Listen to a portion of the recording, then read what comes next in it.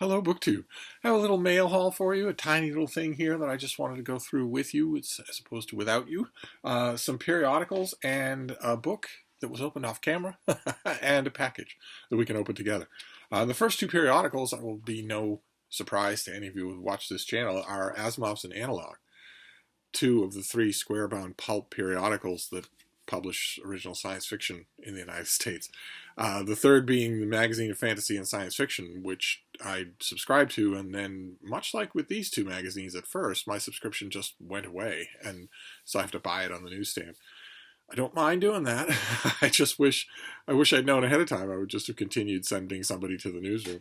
But these have terrific covers, both of them, I haven't dipped into either one of them. I'm still finishing up with the last issues of both of these, and the new issue of Fantasy and Science Fiction, which I got at the newsstand. But I know already what I'm going to get with these two, which is at least one story in each issue that is electrifyingly good, the type of short story where you are just thrilled to read it.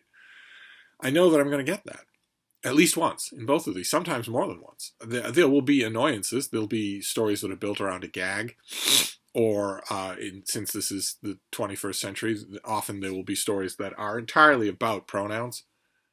And the last time I wanted to read a story that was entirely about pronouns was in preschool. So I have no interest in reading. I have no interest in having some science fiction author lecture me for the course of a short story by including weird pronouns, to make me realize that at the end of the story, boy, I guess the hideous space monster was me. Yeah, thanks anyway. Go you know what yourself.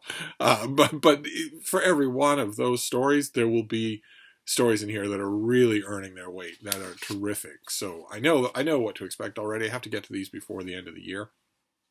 And then the two full-scale periodicals. One is Yankee Magazine, which I haven't read yet. This is the cover article is about Chowder, which automatically makes me think of The Simpsons. Chowder, say it right. I'm not through demeaning you.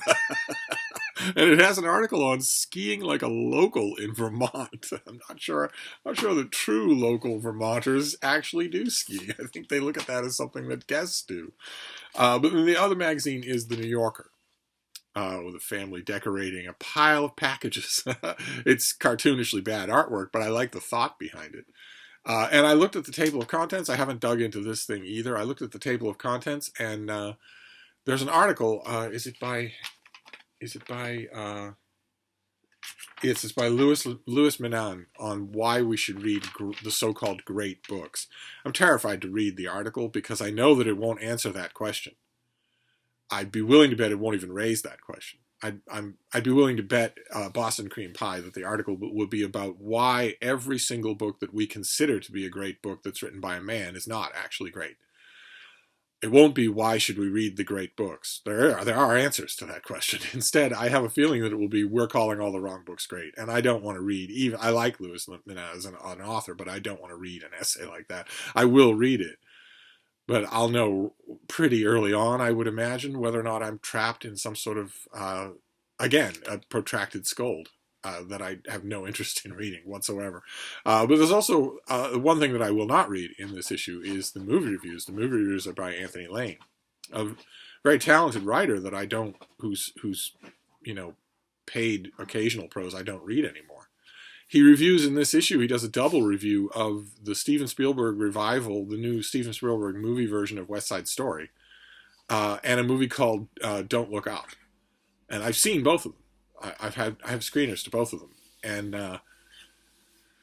I would love to know what Anthony Lane thinks about both of them. But Anthony Lane wrote a review of a children's cartoon movie in which, in his review, not as an attachment, not as a private email among friends, not as a lampoon circulated in the New Yorker offices, but actually in his review of a children's cartoon, he included the part where he hurried out of the movie and pleasured himself erotically while thinking of one of the characters in the children's cartoon. That is not only completely inappropriate, that should have had him fired the same day from the New Yorker. The New Yorker should never have run it. Anthony Lane might be a star, but he has an editor. The New Yorker should not have run that piece, and he should have been fired for submitting it. But on top of that, for him to continue in their employ, like with the Lewis Manahan piece is why we should read the great books. And okay, drawn in by that title, I will read the piece, and I know already that I am going to feel the trap close behind me. I know already that I will be a few paragraphs or a page into that piece when suddenly it will start to be scolding. It will start to be no one should read Herodotus. Not just school children shouldn't, but no one should. I know all that going in, and we'll see how well or how poorly I can thread the needle. But with Anthony Lane, dealing with Louis Menon trying to deal with perpetually angry blue checkmark scolds on Twitter is something I can do with profit, some kind of profit, even if it's frustration. It won't be just simple revulsion. It won't be disgust. But Anthony Lane was allowed to write autoerotic porn in a movie review, a children's movie. And if he was allowed, and I didn't see it coming, and no one did. I had no idea I was going to encounter that in a movie review, and I can't unread it. Now that I know that, and now that I know that the New Yorker is okay with that, I'm not going to read his movie reviews anymore. Obviously, I'm not, because I don't want to walk into that kind of an unpleasant surprise again. I'd be interested to know what he says about both movies. I will be watching the reviews. I loved the movie Don't Look Up. Don't Look Up is about two nerdy scientists who discover a extinction level event asteroid headed for Earth, and they try to spread the word. And the 21st century that they encounter is oblivious, just oblivious. And I think it's really well done, even though it stars Timothée Chalamet, who is kind of my bête noir in terms of one-note zombie, talentless, good-looking actor who gets every part in the world because he's got a face that's so blank that anyone can write their own canvas on it. It not only stars him, but it stars the previous generation of him, Leonardo DiCaprio, also a talentless actor who once upon a time had that kind of a blank canvas face that you could, any reviewer could, any writer or moviegoer could just impose their own experiences on it. And finally won an Oscar, just completely debasing the whole category of the Oscars, won an Oscar for grunting like a pig in a trough as someone who was mortally wounded by a bear. It wasn't his precision in dialogue. It wasn't his precision in shading a performance with nuance. It was just grunting that won him an Oscar. Maybe it was Oscar just having a laugh at the pretensions that push people to want the award in the first place. No idea. But even despite those two people, I thought Don't Look Up was incredible. And West Side Story, I don't know what to make of West Side Story. I think that Spielberg and the studio and maybe some industry-friendly pundits are trying to spin this thing. It's failed, obviously. You might know that about Spielberg's West Side Story. It's a massive flop. Massive flop. $100 million to make, made about $1 million in the theater. No one wants it. No one's going to see it. No, nothing like that. I've read opinion pieces where people said, well, it's a polarized America. No one wants to see a movie that doesn't hate immigrants, that doesn't hate people who aren't just like them. In other words, the Appalachia defense. It's not playing well in Appalachia. I never believed that. Never. Obviously I wouldn't, since, one of the demographics that gets painted with that stupid reductionist brush is always the flyover states, the square farm states, Iowa. And I know Iowans, and they aren't like that.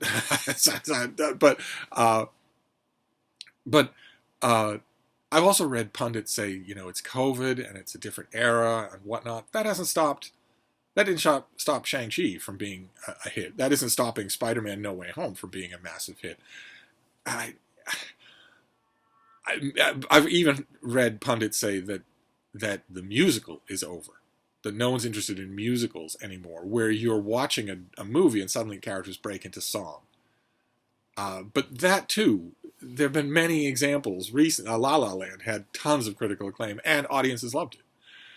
I find it hard to believe that the flop of this movie is not connected with its star. I mean, under ordinary circumstances, wouldn't you automatically assume that a movie either succeeded or flopped because of its star? Well, the star of this movie is Ansel Elgort Barada Niktu, the latest, this android guy who was the star of a John Green adaptation of a John Green movie, and was also in Baby Driver with Kevin Spacey, and is still being groomed as this massive new Hollywood android, the next Timothy Chalamet or whatever.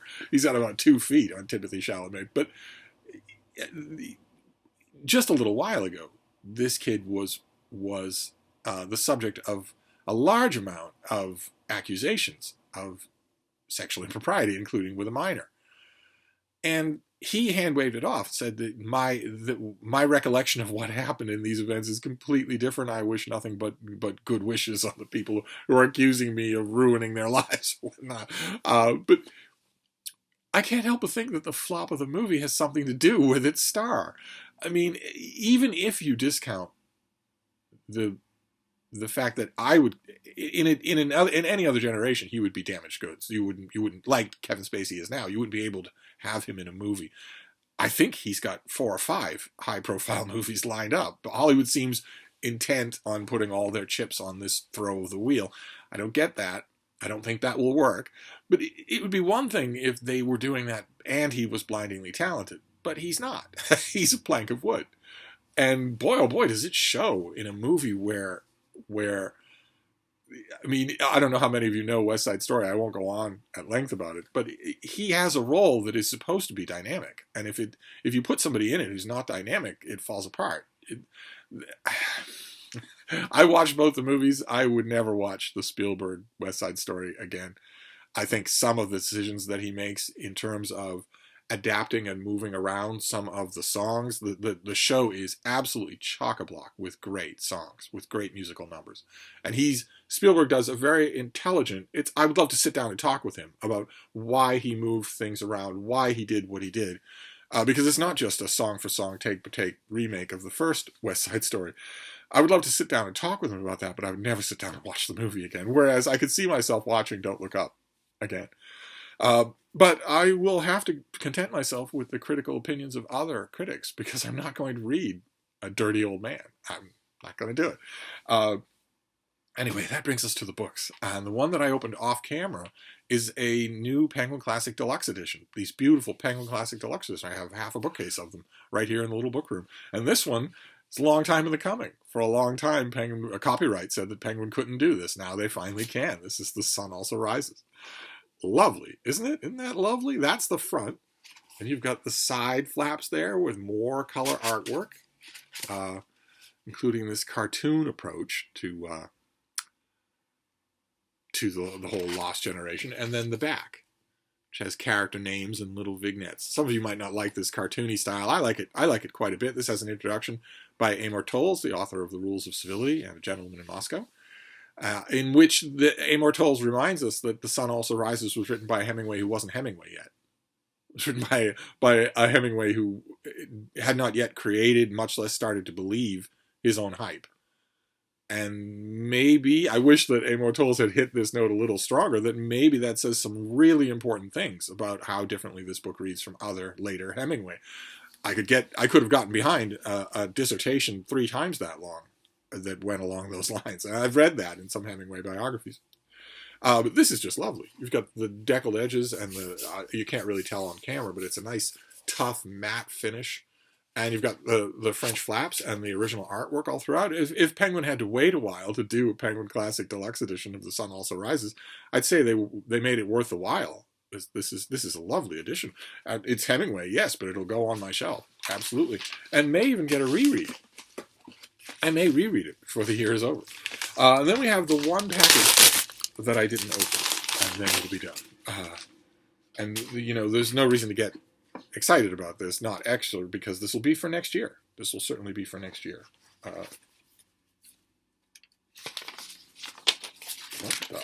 What on earth? Yeah, this is for April. This is coming out in April. This is Valley of Giants. Stories from women at the heart of the Yosemite climbing. This is edited by Lauren Delaney Miller.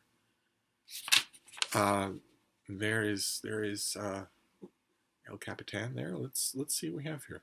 Women have always been a part of Yosemite climbing, yet their contributions have been largely absent from the historical narrative until now.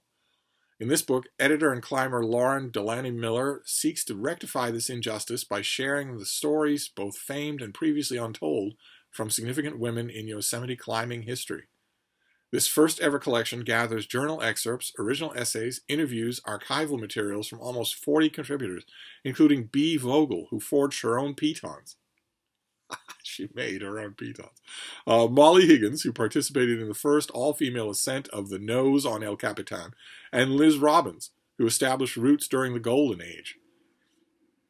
As Marie Gingery, one of the first women to climb the shield on El Cap, writes in the foreword, the stories feature a medley of intrepid female characters who offer fresh perspectives. Astonishing stonemasons like Lynn Hill, as well as many other notable climbers, including Steph Davis, Kate Rutherford, Beth Rodden, Chelsea Griffey, Libby Sauter, and more, share their recollections with the exhilaration they felt up on the wall and the determination it took to get there. With stories ranging from heartbreaking losses to soaring joys, and trip reports of significant ascents to moments that convey a large essence of the valley, this trailblazing anthology celebrates what it means to call an iconic place home. So all the books that are out there, all the books that I have read about Yosemite climbing,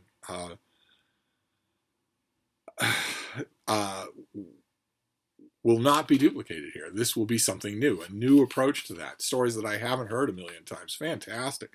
Fantastic. Especially since this really is terra incognita for me. I have been over every inch of Yosemite, not just the parts that are familiar to the tourists. In fact, not mostly those, but way up into the hinterlands. But I have never climbed. I've never ascended El Capitan or even come close to it. You have to crawl up the side of a rock. You make a single mistake, you fall to your death. You burst like a water balloon. You'd have to be crazy to do it, male or female. You'd have to be crazy to do it. So I've never done it. These women have gone where no man, this man has not gone before. I can't wait to read their stories. Well, I am going to wait to read their stories because this isn't going to come out until April. But those of you out there who are outdoor literature aficionados, climbing aficionados, good Lord, you're going to want to add this book to your list. Obviously you are, since I'd be willing to bet, I haven't done the research, since I'm just seeing it, but I'd be willing to bet there is some truth to that that publisher hyperbole about it being one of a kind, about it being trailblazing. I'd be willing to bet that's largely true. I will look it up to see, but I'm not going to know a lot of these stories, and that is fantastic, just fantastic. So those are our two books. The Sun Also Rises by Ernest Hemingway in the Penguin Classic Deluxe Edition, and Valley of Giants about women climbing El Capitan. Incredible.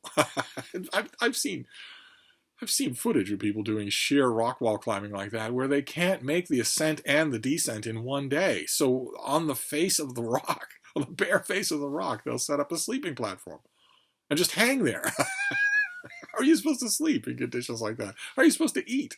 And how are you supposed to go wee-wee? And that's not even the craziest part, of course. The craziest part, no offense to James T. Kirk, is free climbing El Capitan, where not only are you crawling up the sheer face of a rock and at one slip and you die, but you don't even have belaying cords. You don't have anything. You don't have pitons or anything like that to help you. You're just using your hands and feet to crawl up that rock. That's anyway. Those are our that's our little mail for today. Some periodicals that I will consume today, and a couple of books. And I'm going to wrap this up. My ranting has taken a toll, but I will be back. Thank you, BookTube.